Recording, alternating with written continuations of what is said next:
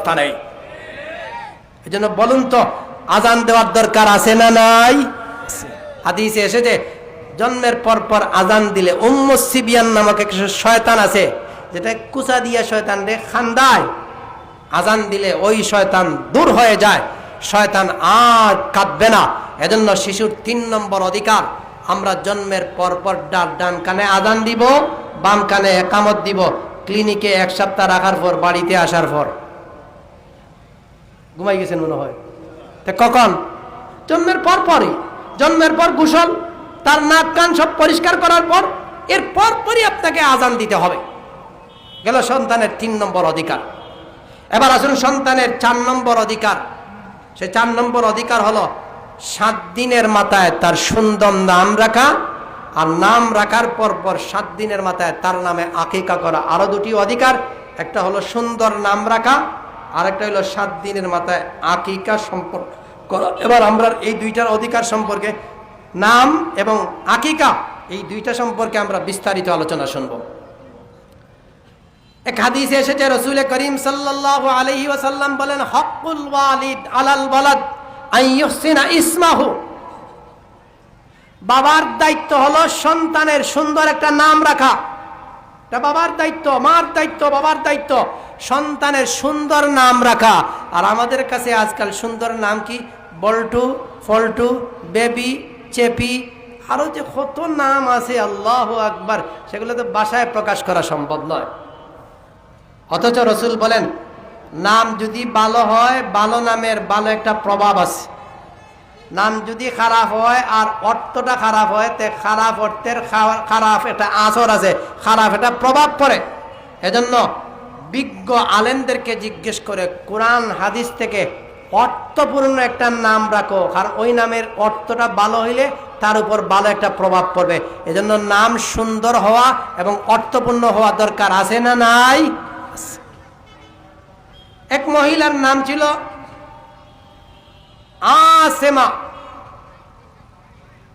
আসিয়া, আসিয়া গুনাহগার। নবীজি তার নাম পরিবর্তন করলেন, তুমি আজকে থেকে আসিয়া নয়, আসিয়া তুমি তোমার নাম। রাসূল পরিবর্তন করে দিয়েছেন। এভাবে রাসূল অনেক নাম পরিবর্তন করে দিয়েছেন, যেই নামগুলোর অর্থ সঠিক নয়, নবীজি নিজেই পরিবর্তন করে দিয়েছেন। নিকট অতীতের বুজুর্গ ব্যক্তি হাকিমুল উম্মত আশরাফ আলী থানভী রহমতুল্লাহি আলাইহি, ওনার একটা ঘটনা দেখছি আমি, যে হাকিমুল উম্মত আশরাফ আলী থানভী রহমতুল্লাহি আলাইহির নিকট এক বাবা তার ছেলেকে নিয়ে গেল। নিয়ে যাওয়ার পর বাবা অভিযোগ করলো ছেলের ব্যাপারে, হাকিমুল উম্মত, আমার এই ছেলেটা অসুস্থ থাকে, সারা বছরই অসুস্থ থাকে, সব দিনই অসুস্থ থাকে, সে আর সুস্থ হয় না। আমি আপনার কাছে নিয়ে আসছি, আপনি তার মাথায় হাতটা বুলাইয়া দিন, তার জন্য দোয়া করুন। হাকিমুল উম্মত বললেন, ঠিক আছে, আপনার ছেলে সবসময় অসুস্থ থাকে, তার নাম কি? এখন আমাদের বুজুর্গরা আছেন, দেখবেন আপনার ছেলে নিয়ে গেলে ওই ছেলের নাম জিজ্ঞেস করেন, বলে তোমার ছেলের নাম কি? হাকিমুল উম্মত বলছেন, ছেলের নাম কি? তো সে বলল, হুজুর, আমার ছেলের নাম হইল কালিমুল্লাহ। অনেকের নাম আছে কালিমুল্লাহ, মুসা কাল্লামাল্লাহু তাকলিমা, মুসা আলাইহিস সালামের উপাধিও ছিল কালিমুল্লাহ, তিনি আল্লাহর সাথে কথা বলতে গিয়েছিলেন, এজন্য তাকে কালিমুল্লাহ বলা হয়। তো সে ব্যক্তি বলল, আমার ছেলের নাম কালিমুল্লাহ। উনি তো হাকিমুল উম্মত, উম্মতের ডাক্তার, এজন্য তিনি এখানে একটা রূপ পাইলেন নামের ভিতরে। বললেন, ভাই, আপনার ছেলের নাম যে কালিমুল্লাহ, কালিমুল্লাহ শব্দটা কালমুন থেকে এসেছে। কালমুনের এক মান হইল জখমন, আঘাত, আঘাত করা। তো এই নামের ভিতরে দেখা যায় আঘাত মানা অসুস্থতার একটা নিদর্শন পাওয়া যায়। হাকিমুল উম্মত তার পক্ষ থেকে ছেলের নাম পরিবর্তন করে বললেন, যাও, মাথা হাতাইয়া দিলাম, মাথা বুলাইয়া মাথায় হাত বুলাইয়া দিলাম, আর আজকের থেকে তোমার ছেলের নাম কালিমুল্লাহ নয়, আজকের থেকে আমি হাকিমুল উম্মত তোমার ছেলের নাম রাখলাম সালিমুল্লাহ। সালিমুল্লাহ এর অর্থ, এখন যদি কালিমুল্লাহ কেউ নাম থাকে আপনি পরিবর্তন করে ফেলবেন, এই জন্য বলছি না, আপনি তো আর অসুস্থ হন না, আপনার তো এমন অভিযোগ নাই। এজন্য কালিমুল্লাহ কেউ থাকলে দয়া করে নাম পাল্টাবেন না, বলে হুজুর মনে হয় নাম পাল্টানোর কথা বলছেন। কালিমুল্লাহ নামটাও ঠিক আছে, কিন্তু এখানে হাকিমুল উম্মত এ অসুস্থ থাকে সবসময়, এজন্য তার নাম রাখলেন সালিমুল্লাহ। দীর্ঘ 1 বৎসর অতিবাহিত হওয়ার পরে বাবা তার ছেলেকে নিয়ে আবারও হাকিমুল উম্মতের দরবারে এসে উপস্থিত। এবার খুশিতে হয়, হুজুর, দীর্ঘ 1 বৎসর আগে আসছিলাম ছেলেকে নিয়ে, আপনি যে মাথায় হাত বুলাইয়া দিয়েছিলেন আর নাম পরিবর্তন করছেন, 1 বছরের ভিতরে সে একটা বারও অসুস্থ হয়নি। বলুন সুবহানাল্লাহ। তাই বলুন, নামের প্রভাব পড়ে না ভাই? নামের প্রভাব পড়ে, নামের আসর পড়ে। আপনার যা নাম যেমন হবে তার অর্থ যেমন হবে, এই নামের এই অর্থের একটা প্রভাব এই ব্যক্তির উপরে পড়ে, এটা নিঃসন্দেহে, এটা পড়ে। এজন্য নাম ভালো রাখো। রাসূল বলেন আইয়ুহসিনা ইসমাহু, পিতার দায়িত্ব হলো সন্তানের সুন্দর একটা নাম রাখা।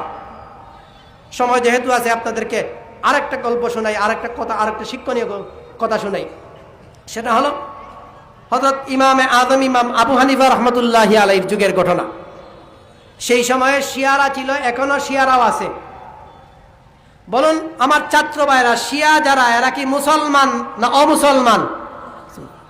কারণ শিয়াদের আকীদার মাঝ থেকে একটা আকীদা হলো হযরত আবু বকর সিদ্দিক রাদিয়াল্লাহু তাআলা আনহু প্রথম খলিফা নন, ওমর রাদিয়াল্লাহু তাআলা আনহু দ্বিতীয় খলিফা নন। তাদের আকীদা মতো আলী রাদিয়াল্লাহু তাআলা আনহু হলেন প্রথম খলিফা।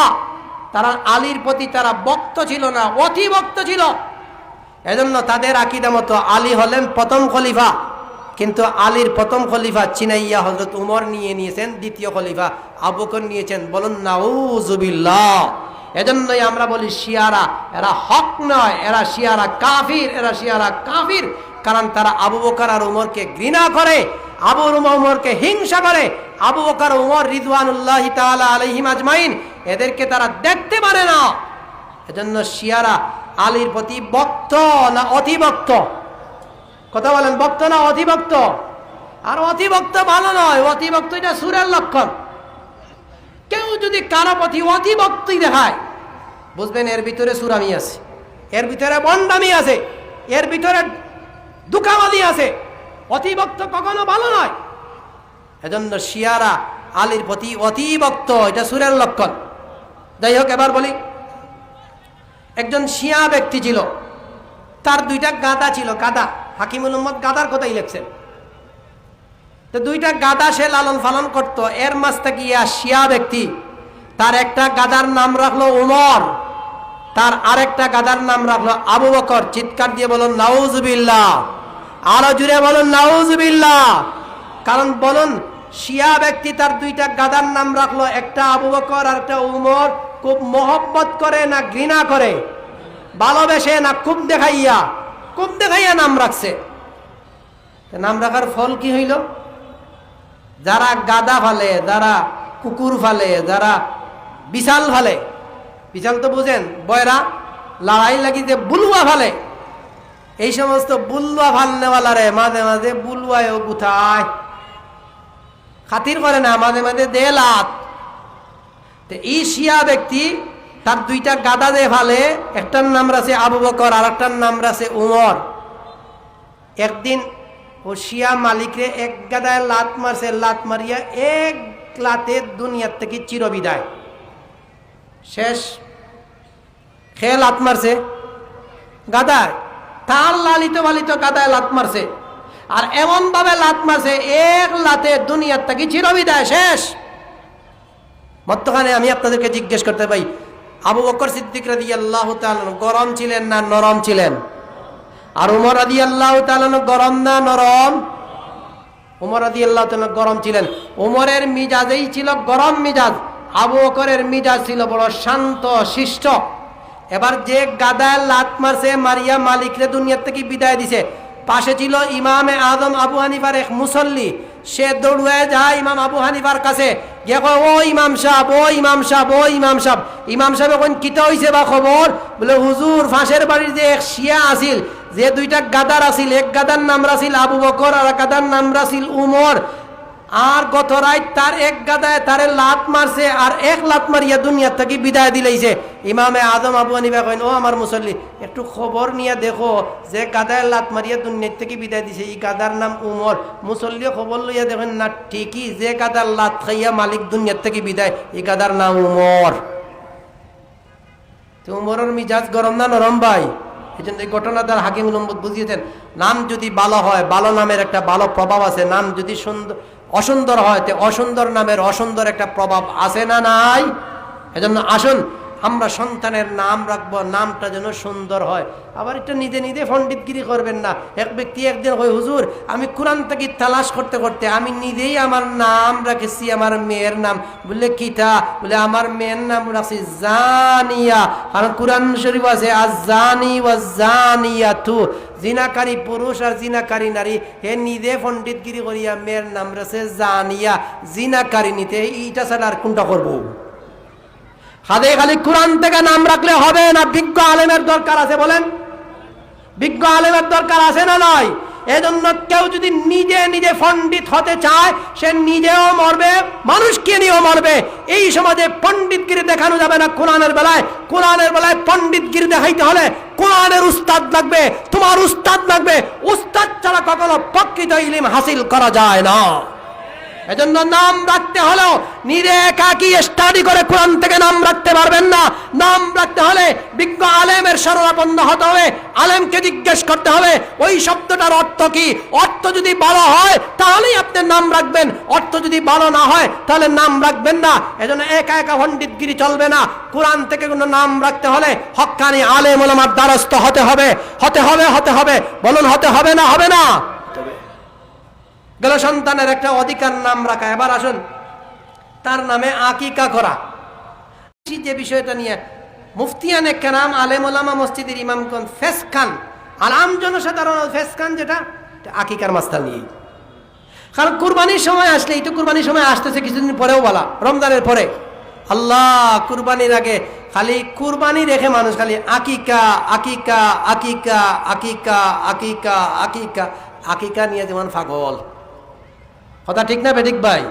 এজন্য আসুন, রাসূল করিম সাল্লাল্লাহু আলাইহি ওয়াসাল্লাম বলেন, মাল গুলামে আকিকাতুন ফাআখরিকু মিনহু দামান ওয়া আমিতু মিনহুল আযা, আও কামা ক্বালা আলাইহিস সালাতু ওয়াস সালাম। রাসূল করিম সাল্লাল্লাহু আলাইহি ওয়াসাল্লাম বলেন, প্রতিটা সন্তানের আকিকা হওয়া দরকার। তার পক্ষ থেকে রক্ত প্রবাহিত করো, তার পক্ষ থেকে রক্ত প্রবাহিত করো, তার পক্ষ থেকে ছাগল বা খাসি কুরবানি দাও। ও আমি তো আনহুল আদা, এবং তার মাথায় যে কষ্টদায়ক চুল আছে সেই চুলকে ফেলে দাও। এজন্য উত্তম হলো তার নামে যে আকিকা হবে, এই আকিকা কত তারিখে হবে এটা একটা ব্যাপার। 2 নম্বর, আকিকাটা হবে ছেলে হলে কিভাবে হবে, মেয়ে হলে কিভাবে হবে। 2 নম্বর, 3 নম্বর, আকিকার গোশত কারা ভক্ষণ করবে, কারা খাইবে আকিকার গোশতটা। কারণ আমাদের সমাজের অনেক মুরব্বীরা আছে, ও আকিকার গোশত না না, এটা খাইও না, এটা খাইও না, এটা সব গরিব মিসকিনকে পাঠিয়ে দিলাও, আর তুমি দেন উপাস থাকো। ইলো একসময় মাছ শোনা গেছে, অনেক মুরব্বীদের কাছ থেকে এমনও শোনা গেছে, না না আকিকা নেই, তুই গরিব মিসকিনকে সারা পাঠিয়ে দিল, আর তুমি দেন হলে উপাস থাকো। না না, এটার গোশত খাওয়া যাবে না। এমনও কিছু ধারণা আমাদের আগেকার যুগের মুরব্বীদের আছে। এজন্য আমাদের জানতে হবে আকিকা কততম দিনে করতে হবে। রাসূল করিম সাল্লাল্লাহু আলাইহি সাল্লাম হাদিসে এসেছেন, লিসাবিগি ইয়াউমিন, জন্মের 7 নম্বর দিনে তার নামে আকিকা হবে। 7 নম্বর দিনে যদি না পারো 14 নম্বর দিনে যাও, 14 নম্বর দিনে যদি না পারো 21 তারিখে যাও। এই 3টা কথা হাদিসে আসে যে জামে সগীর নামক এক হাদিসের কিতাবে 7 তারিখের কথা আছে। 7 তারিখের কথা সব জায়গাতেই আছে। 7 তারিখ না পারলে 14 তারিখে, 14 তারিখে না পারলে 21 তারিখে, 21 তারিখে যদি না পারো, তোমার ইচ্ছা যেদিন সামর্থ্য হয় সেদিন তুমি আকিকা করো, তাতে কোনো অসুবিধা নাই। এই হলো 7 তারিখ, না হয় 14 তারিখ, না হয় 21 তারিখ। এবার আকিকা করব, ছেলে হলে কতটি বকরি দান করব, আর মেয়ে হলে কতটি? রাসূল করিম সাল্লাল্লাহু আলাইহি ওয়াসাল্লাম বলেন, আনিল গুলামে শাতান, আনিল গুলামে শাতান, যদি তোমার ঘরে ছেলে জন্মগ্রহণ করে ছেলের পক্ষ থেকে 2টা বকরি দাও। ওয়া আনিল জারিয়া ওয়াহিদা, আর যদি মেয়ে জন্মগ্রহণ করে মেয়ের পক্ষ থেকে তোমাকে 1টা বকরি আদায় করো। তাহলে ছেলে হইলে 2টা বকরি, বকরি হোক বা সাগি হোক, কোনো অসুবিধা নেই। যুকরানান কুন্না আম ইনাসা, রাসূল বলেন আকিকা আদায় করার সময় তুমি ছেলের আকিকা করো, না হয় মেয়ের আকিকা করো। সাগি দিয়ে করলেও কোনো অসুবিধা নাই, ছাগল দিয়ে করলেও কোনো অসুবিধা নেই, যে কোনো একটা দিয়ে করলেই আদায় হবে। এতে খাসি হোক অথবা সাগি হোক, কোনো অসুবিধা নাই। তবে ছেলে হলে 2টি খাসি দেওয়া উত্তম, মেয়ে হইলে 1টি। এখন যদি কোনো মানুষ এমন হয় যে তার সামর্থ্য আছে 1টা বকরি আদায় করার, আর তার ঘরে ছেলে জন্মগ্রহণ করেছে, তার ঘরে ছেলে জন্মগ্রহণ করেছে, 2টি দেওয়ার সামর্থ্য তার নেই, 1টি সামর্থ্য আছে। আমাদের এলাকার কোনো কোনো ইমাম এমনও আছে, আল্লাহু আকবার, যেমনে ফতুয়া দে একবারে আসমান ফারি বালাই, দেখো ফুয়া জন্ম 1টা দিন, না 1টা দিলে আর হইতো না, আদায় হইতো না, হয় না আর হইতো না, দে 12টা বাজাই একলগে। ইমাম হল আমিও হয়েছি বহুত, জানা নাই যে। অথচ দুইটা দেওয়া মুস্তাহাব। ছেলে জন্মগ্রহণ করলে দুটি দিলে ভালো, আর দুটি না দিতে পারলে একটা দিলেও 100 আদায় হবে, তাতে কোনো সন্দেহ, জোরে বলুন, তাতে কোনো সন্দেহ নেই। এজন্য আমরা ওই সমস্ত লোকদের কথা শুনবো না, ছেলে জন্মগ্রহণ করলে দুটি দিতেই হবে, দুটি দিতেই হবে, দুটি দেওয়া জরুরি, এমন কথা আমরা শুনবো না। কারণ আমার সামর্থ্য থাকলে আমি একটা দিব, সামর্থ্য থাকলে দুইটা দিব, তাতে কোনো অসুবিধা। এবং আকিকার গোশতটা সর্বপ্রথম নিজে খাইবেন।